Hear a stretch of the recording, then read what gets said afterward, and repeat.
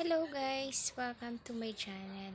So ngayon ituturo ko sa inyo kung paano gumawa ng intro sa Mobile Legends. So bago yan, kung baguhan ka dito sa channel ko, please like, share, and subscribe to my YouTube channel. And then wag nyo din pong kalimutan i-click ang notification bell para updated kayo sa lahat ng videos ko. So ngayon balik na tayo sa aking main topic, paano nga ba maglagay ng intro sa Mobile Legends. So, madali lang siya guys, lalo na kung papanoorin mo itong video to. So, tara, start na tayo. So, punta po tayo dito sa ating file manager. Open po natin siya. And then, videos. Then, hanapin po natin yung video or intro na ginawa natin. So, kahit anong video guys, kahit video ng jowa nyo, memory ng jowa nyo, okay lang. Basta short video lang siya na sasakto doon sa loading area ng Mobile Legends. So, ito ang aking intro. So, open natin to. Long press. Then, may makikita kayong more sa baba. Pindutin natin and then hanapin yung rename files. Rename files, then palitan natin siya na Splash MP4. Kailangan guys Splash MP4 kasi kung hindi po siya gagana. So eto na yung ating pinalitang pangalan. Then long press ulit natin to. Then may makikita kayo sa baba na cut.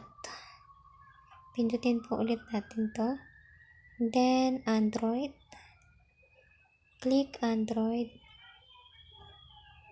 Then data.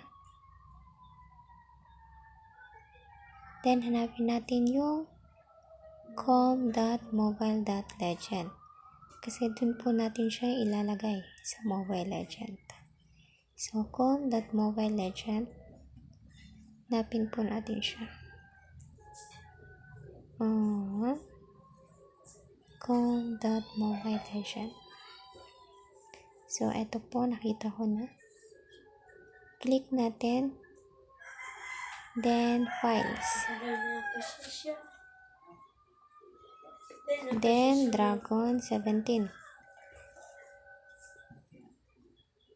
Click Dragon 17. Then click Asset. Then Audio.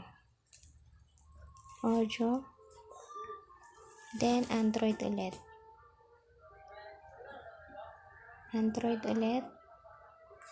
Then sa baba may makikita kayong paste natin siya.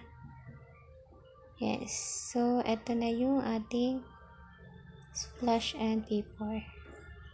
So tingnan natin siya, balik tayo doon, tingnan natin siya doon sa Mobile Legend tab natin kung gumana.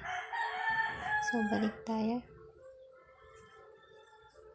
open natin tong Mobile Legend natin.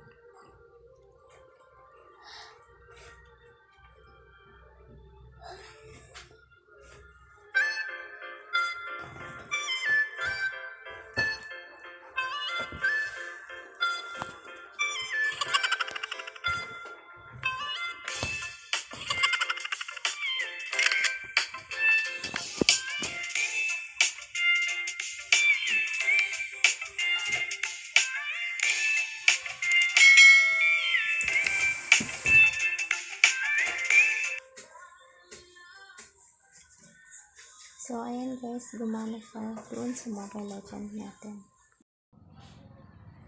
Ganun lang kadali guys. So, sana nagustuhan nyo ang aking tutorial video. Thank you for watching and God bless.